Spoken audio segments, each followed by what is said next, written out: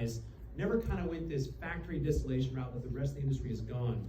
It was reopened, this kind of Cinderella story with all that original equipment. So what we're going to be tasting tonight is whiskey made by sight, by smell, by taste, by hand, by authentic whiskey masters. This is stuff that's not made by a computer, which a lot of the industry now today is literally made this kind of Starship Enterprise setup. You press a button, makes the same whiskey day in, day out. This is all handmade stuff. So despite this very modern packaging, this striking aqua blue bottle, meant to stand out on the back bar, meant to be a statement, this is very traditional, authentic single malt Scotch. So what we're tasting tonight, first of all, is classic Lottie, and that is our house style. Think of this as kind of the DNA of everything that we do. It's light, it's floral, it's complex, it's elegant, but super rich, very textured, or kind of a creamy mouthfeel that comes from authentic single malt production techniques. So we're celebrating the barley here. You're gonna get much more of that kind of green, grassy note to it, but delicious, delicious single malt, and stands alone on Islay for being an unpeated or unsmoky single malt Scotch. The next whiskey we're going to be tasting is a special treat, and I want to put a button on that remote. We're going to get back to that. The final whiskey is PC10, or Port Charlotte 10. And this is a heavily peated Islay single malt. Now, a lot of people, when they think heavily peated, they think like that briny, iodine, tastes like a burning hospital type of whiskey.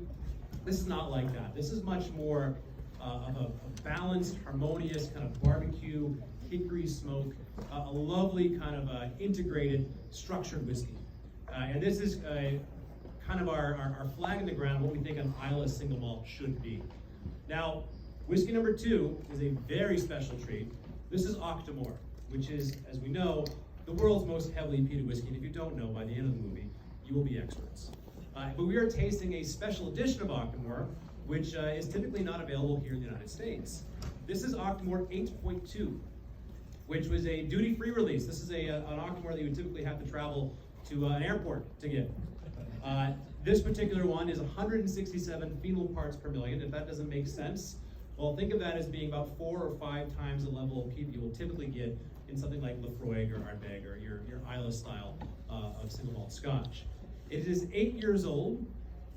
This spends about 6 years in some sweet wine casks, Mourvedre, Austrian sweet wine, Sauternes cask with that lovely kind of interplay between barbecue smoke and sweet, and then a 2-year final finish in Italian Amarone cask. So a nice kind of bit of fruit coming in there.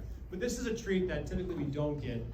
It is a whiskey that on paper reads like it's too peaty, it's too strong, it's typically too young. It's Octomore often comes in around 5 years old. But it's a whiskey that just defies logic and really is probably the best kind of symbol for this, the story of Braichladdich, this challenge of convention, and what we typically think of when we think of single malt Scotch. So enjoy those. As Sally said, it's a drink along, much like in childhood we had those kind of those records you put on that would make the beep. You turn the page to the next thing. This is the same idea. The cue's going to come on. Drink the whiskey.